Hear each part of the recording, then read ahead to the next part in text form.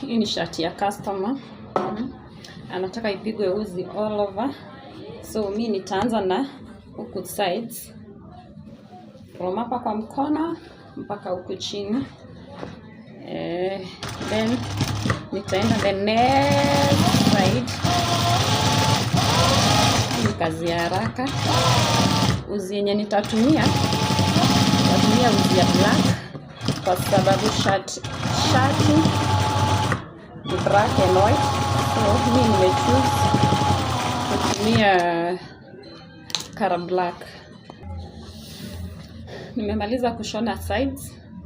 So napiga uzi hapa chini. Juu amesema nipige uzi all over. Kila mahali kuna stitches. So acha nimalizie na hapa chini. Very fast. As fast as possible. As fast as possible, guys. Like a damaka. Like damaka.